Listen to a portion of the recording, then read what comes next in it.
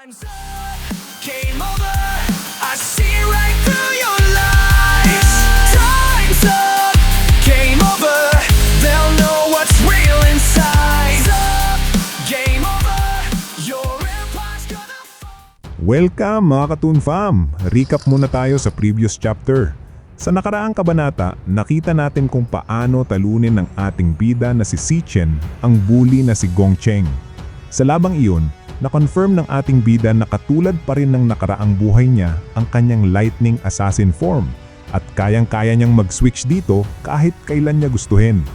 Bagamat na-confirm din ni Zichen sa laban na ito na mas malakas na siya ngayon sa pinakamababang class ng mga Awakened, hindi pa rin niya alam kung ano nga ba talaga ang kanyang eksaktong rank. At ang huling nalaman niya, kahit nagawa niyang patumbahin si Gongcheng, wala siyang nakuhang experience point sa labang iyon.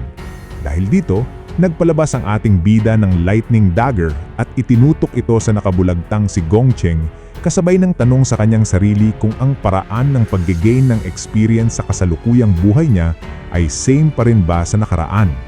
So let's find out mga Katoon Fam kung itutuloy ba ng ating bida na patulugin na ng habang buhay ang bully na si Gongcheng. Tara na, let's go! Itutuloy natin ang kwento kung saan hawak-hawak ni Zichen ang lightning dagger habang itinututok ito sa leeg ng talunan niyang si Gongcheng. Habang nagaganap ang eksenang ito, nakikita naman ni Gongcheng sa kanyang harapan ang isang halimaw, ang ating bida. Kasabay naman ito ang matinding tensyon at malakas na kabog ng puso ng mga estudyanteng nakakapanood sa eksena mga Katoon Fam. Subalit isang babae ang dumating sa likod ni Zichen upang pahupain ng tensyon at nagtanong sa ating bida ng may friendly tone, tama ba ang kanyang pagkakaintindi na alam naman ng ating bida na school ang lugar na ito? Dugtong pa ng babae na kahit si Gongcheng ang nagsimula ng kaguluhan, sa tingin niya ay sapat na ang parusa na sinapit ni Gongcheng sa mga kamay ni Zichen. Ang babaeng dumating mga Katoon Fam ay si Ling Yu, ang Vice President ng Student Council sa school ng ating bida. Dugtong pa ni Ling Yu habang nagpapalabas ng friendly vibe, hindi na raw ulit guguluhin pa ni Gongcheng silang dalawa ni na Malong at Zichen. Dahil sa mga sinabi ni Ling Yu, kumalma na si Zichen at binitiwan na lang niya si Gongcheng guys. Kasunod naman nito ang pagtatanong ng ating bida sa kanyang isipan habang tiningnan niya si Ling Yu, bakit parang sabik na sabik sa pagprotekta ang Student Council kay Gongcheng, wala naman talaga siyang balak na masama sa bully na iyon mga sir. Matapos nito, nagsimula nang maglakad paalis ang ating mga bida habang pinagpatuloy niya ang kanyang pag-iisip na kung hindi niya seryosohing tatakutin ang mga katulad ni Gongcheng, magpapatuloy lang silang manggulo sa kanila ni na Malong sa hinaharap. Kaya naman niyaya ni Zichen ang kaibigan na umalis na sila at mabilis namang nag-agree si Malong. Habang naglalakad paalis ang ating mga bida, nagtatago naman ang tropa ni Gongcheng habang natatakot na nag-uusap. Sinabi ng isa na si Zichen ay nagmukhang halimaw kanina lang at wag na nilang subukang guluhin ang ating bida mga Katoon Fam. Dagdag naman ng isa habang hindi pa rin makapaniwala kung ang lalaki ba sa kanilang harapan ay si Zichen pa rin ang kilala nila dahil ang dalawang magkaibigan na ito ay ang pinakamahinang talunan sa buong paaralan nila mga sir. Narinig naman ni Ling Yu ang usapan ng tropa ni Gongcheng kaya naman lalo siyang na-curious sa ating bida na binabansagang pinakamahinang talunan sa school nila mga Katoon Fam. At ganoon na mga sir, natapos na ang araw at sumapit na ang gabi guys. Sa men's dormitory, seryusong nagkukwento si Malong sa kanyang mga roommate tungkol sa kakaibang nangyari sa kanilang kaibigan na si Zichen. Subalit hindi naman naniwala ang mga roommate ni Malong, kaya naman napasigaw si Malong habang pinipilit pa ring maniwala ang mga ito. Nakapag-awaken na talaga si Zichen at hindi lang ito ordinaryong pag-awaken dahil napaka-OP ng ating bida sa kanyang lightning assassin form guys. Dagdag pa ni Malong habang sumusuntok-suntok pa sa hangin, nagawa pabagsakin ni Zichen si Gongcheng ng walang kalaban-laban at pinakain ito ng alikabok, kaya naman wala nang magbabalak ng masama sa kanila o kahit tumitig ng masama sa kanila mga Katoon Fam. Nagtanong naman ang kausap ni Malong nang may pagkataka ka pa rin. Sabihin na nating totoo ang sinasabi ni Malong, saan na ba ngayon si Zichen? Ang dormmate ng ating bida na nakatakip ang kanang mata ng bangs ay si Shang Zhou at isa siyang Class E Flame Major. Nahihiyang sumagot si Malong at sinabi na sa tingin niya ay nabanggit ni Si Chen sa kanya na tatakbo muna ang ating bida. At dahil sa sagot na iyon, inis na inis si Xiang Zhou at pinagsasabihan ang doormate niya. Kung talagang malakas daw ang ating bida, bakit pa ba kailangan ni Si Chen nag-workout sa mga oras na ito at kailan pa ba naging requirement ang pagwo-workout sa mga naka-awakened? Napakawalang sense raw ng mga sinasabi ni Malong ngayon mga Katoon Fam. Nag-agree naman ang kakambal ni Xiang Zhou sa mga sinabi ng kapatid at nagsalita habang naglalaro ito ng Tetris sa computer. Mukhang malala raw ang damage sa ulo ni Malong dahil sa pagbugbog sa kanila ni Gong Cheng guys. Ang lalaking ito na ang bangs naman ay nasa kaliwa ay si Xiang Yu at isa siyang Class E Flower Chanter. Nagpatuloy pa ang pagsasermon ni Xiang Zhou kay Malong at pinaalala nito na may dahilan kung bakit silang apat ay naka-assign sa iisang room na ito.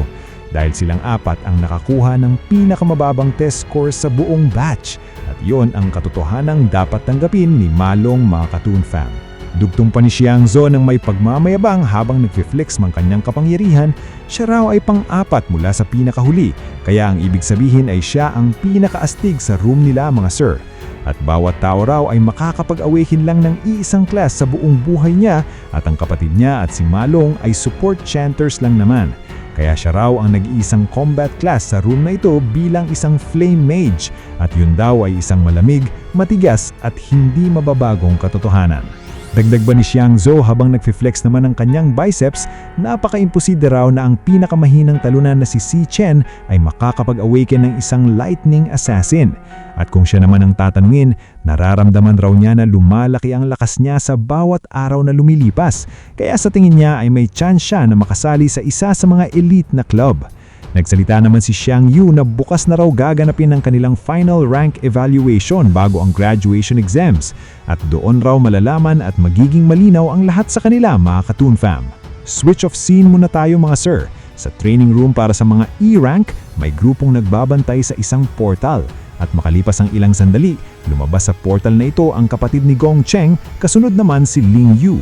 Ang lalaking ito ay si Gong Ting at siya ang Student Council President ng school ng ating bida mga Katoon Fam. Habang naglalakad palayo sa portal, nag-utos si Gong Ting sa kanyang mga kasama na tapos na ang kanilang training para sa araw na iyon. Matapos nito, napansin agad niya ang kanyang kapatid na nakatayo sa isang gilid, kaya naman tinanong niya ito kung bakit nandito pa si Gong Cheng. Sumagot naman si Gong Cheng habang naiinis at sinabi na kung wala raw gagawin ng kanyang kapatid sa nangyari sa kanya, hindi raw siya makakatulog ngayong gabi. Pahiya raw siya ni Si Chen sa harapan ng lahat at malinaw raw na hindi nirerespeto ni Si Chen si Gong Ting. Sumagot din si Gong Ting at sinabi niyang alam na niya iyon.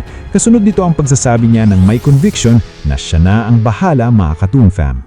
Salamat sa pagbisita sa Tambayan Toon Time, munting tahanan ng mga kwentong para sa inyo. Lumipat ang eksena sa isang dining room mga sir kung saan magkasamang kumakain si Gong Ting at Ling Yu.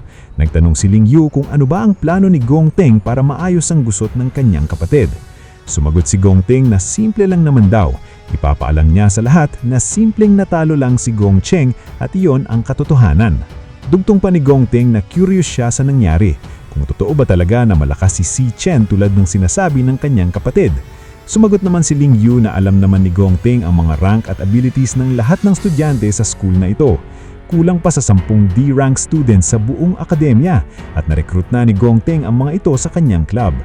Bukod pa rito, ang mga ordinaryong estudyante ay walang parehong pagkakataon na makapasok sa Demon Dens tulad ni Gong Ting at wala raw paraan ng mga karaniwang nakapag-awaken na lumakas pa. Kaya naman, wala sa mga ito ang makakatapat sa lakas ni Gong Ting mga Katoon Farm. Switch of scene ulit tayo guys at balikan na natin ang ating bida. Habang umuulang sa labas, hindi ito naging dahilan para itigil ni Si Chen ang kanyang workout. Balak ng ating bida na takbuhin ng 20 kilometers habang may 100 kilograms na nakalagay sa kanyang backpack. Ang basic training guys ay ang susi para makabuo ng matibay na pisikal na pundasyon. Ang potensyal ng isang nakapag-awaken ay direktang nakadepende sa lakas ng kanilang katawan dahil ang tanging malakas na katawan lang ang kayang tiisin at pakawalan ang tunay na hangganan ng kapangyarihan ng isang class mga Katoon Fam. Subalit ito raw ay hindi sapat para talunin ang mga Demon Lords. Sa taong 2160, ang Demon King na si Wrath ay lumitaw mula sa Demon World at dumating sa mundo ng mga tao. Ang nag-iisang pamilya ni Si Chen, ang kanyang nakababatang kapatid na babae, ay namatay sa mga kamay ng Demon King. Si Wrath din ang nagbukas ng Gates of Hell at nagpapasok ng iba pang mga Demon Lords para sakupin ng mundo ng mga tao. Kaya naman ang pinaka-mission ngayon ni Si Chen ay ang patayin si Wrath dahil siya ang naging dahilan ng pagkawasak ng mundo ng mga tao.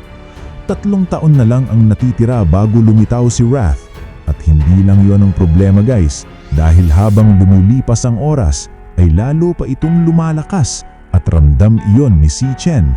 Kaya naman kailangang lumago ang ating bida ng mas mabilis kaysa kay Wrath mga Katoon Fam. Habang patuloy sa pagtakbo ang ating bida, biglang nag-ring ang cellphone ni Si Chen. Huminto siya at nakita niyang ang kanyang kapatid na si Si Yun ang tumatawag. Sinagot ng ating bida ang tawag at doon muling narinig ni Si Chen ang boses ng kanyang kapatid na babae. Ang boses na matagal na niyang hindi naririnig mga sir. Nagagalit si Si Yun at pinagalitan niya ang ating bida. Bakit daw panay tawag si Si Chen sa kanya ngayong araw? Nasa competition raw siya, kaya naman naubos agad ang baterya ng kanyang cellphone. Kakabalik lang niya sa dormitory nila at kaka-charge lang ngayon ng cellphone niya mga Katoon Fam. Dagdag pa ni Si Yun lang masaya na kung manalo raw siya sa competition na ito ay makakabayad na sila ng kanilang renta. Habang nagsasalita si Si Yun, naalala naman ng ating bida na sa nakaraang buhay niya ay nagdasal siya ng libu-libong beses na kung pwede ba na magsimula na lang ulit ang lahat. Kahit maging kapalit nito ang lahat sa kanya, kahit maging kapalit nito ay ang pagkahulog niya sa walang hanggang paghihirap mga Katoon Fam. Nagpatuloy pa si Si Yun sa pagsasalita at napansin niya ang tunog ng patak ng ulan sa lugar ng ating bida kasabay ng katahimikan ng kapatid. Kaya naman tinanong niya si Si Chen kung may problema ba dahil napakatahimik na raw ngayon ng ating bida. Sumagot si Si Chen habang sabay ang buhos ng ulan sa pinaghalong nararamdaman niyang saya at pait mga Katoon Fam. Sinabi niya ng may mababa at mahinang boses na wala naman daw problema. Masarap lang daw sa pakiramdam dahil ang tagal na niya mula nung huling narinig ang boses ng kanyang kapatid. Hindi naman naintindihan ni Si Yun ang sinabi ng kanyang kuya, kaya naman sinabi niya na ano ba ang pinagsasabi ng ating bida. Nag-usap pa lang naman sila noong araw bago kahapon. Dagdag pa ni Si Yun na magkikita naman sila pagkatapos ng kanyang competition, kaya naman maghintay daw ang ating bida ng isang magandang balita. At doon na nagpaalam si Si Yun sa ating bida mga Katoon Fam. Matapos ang usapan ng magkapatid, tumingala muna si Si Chen sa langit at napaisip na ngayon ay talagang nagsimula na ulit ang lahat.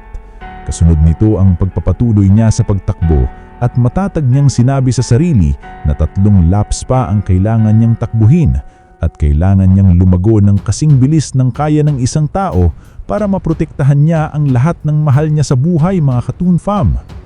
Matapos ang workout, bumalik na ang ating bida sa kanilang dormitory at naabutan niya na tulog na ang lahat ng kanyang mga roommate.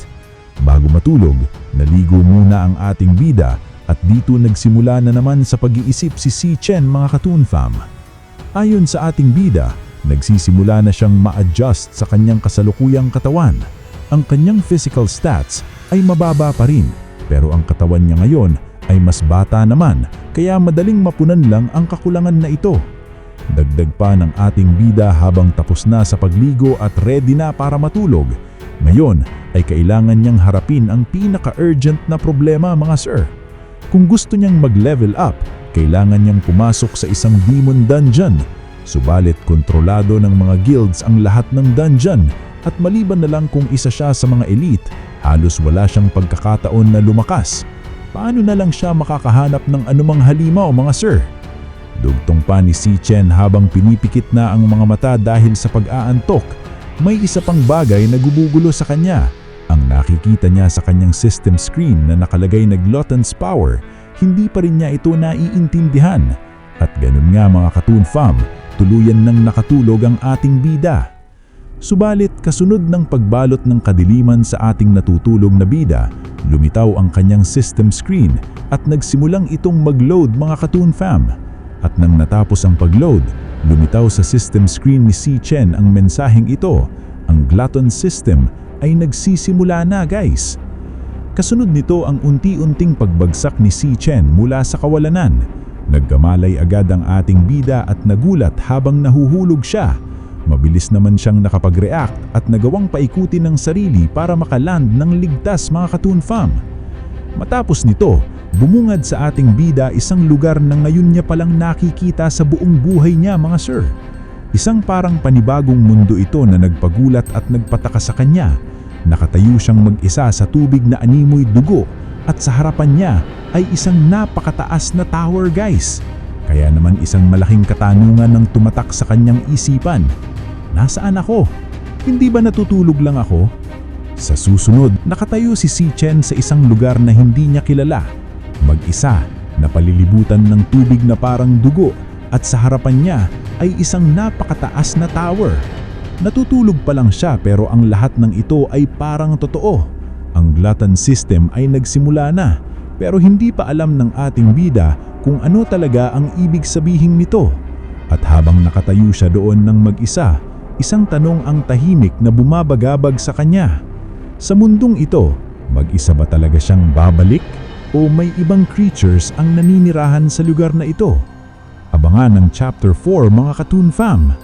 Maraming salamat po sa mga nanood at nakinig sa kwentong ito. Kung nagustuhan nyo, can I get a like and subscribe from you? Malaking bagay at tulong po ito para mag-grow ang munting channel na ito. Don't hesitate to leave a comment na rin po. Again, thank you very much mga Katoon Fam. Before I finish this fight, quick plug, subscribe to my channel or you'll miss how it ends.